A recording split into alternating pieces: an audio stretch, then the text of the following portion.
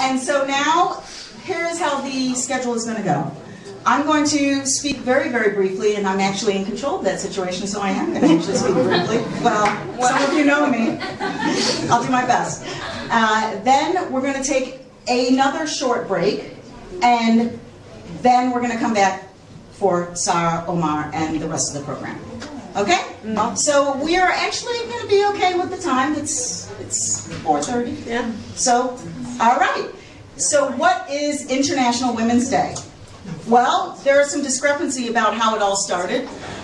There are some, I did an article about it many, many years ago and was under the impression that it started here in Copenhagen. Did you know that? Of sorts. And that it was started by a woman called Claire Zetkin, who is actually German. And that's the information that I was hearing about it. I'm not going to go into great detail about this, but the point of International Women's Day, it was a collective of women who got together to discuss, it was the Socialist Party, correct? A little bit with which party it actually was, but they were having a conversation and then they found an idea that we needed to have voices of women. We needed to speak about issues of equality. We needed to speak about issues of empowerment. And we needed to just have a female perspective on things, on life, just to be in charge of your own existence, and to, as Kwame spoke about, just by being in the room, you change the room. And so just by having women, just in diversity and inclusion in general, a part of everybody's being, your organization, your corporation, your schools, everything, it changes the atmosphere in the room for better.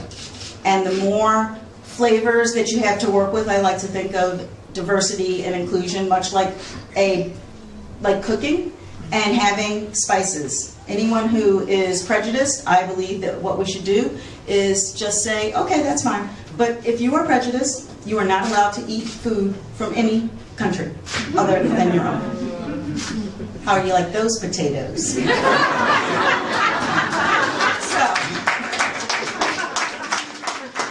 anyway, back to women. And what people have talked about in 1909, there was also a great committee which we're going back, I said 1911, 1909. And so that's why I'm saying the origin of how this happened. And I thought it was kind of funny because, as you hear, I am American. And when I wrote the article, it was all European-based. This all started in Denmark. But when I went back and read, and this is recently on Wikipedia, it was suddenly an American idea. 1909, apparently, it happened. So I will not dispute who did it. I'm just happy they did it. And I will fast forward to 2019 and the idea of balance for better, gender parity, having a voice for women, and being out there also to empower all of us, because it isn't just a fight for women. It never is. It's always about everyone doing their part to make sure everyone has a voice and that everybody gets heard and that we can use our greatest resource on the planet, which is human. So that said, we're going to take a break and we're going to come back for the second half of the program. I did pretty well. You did. I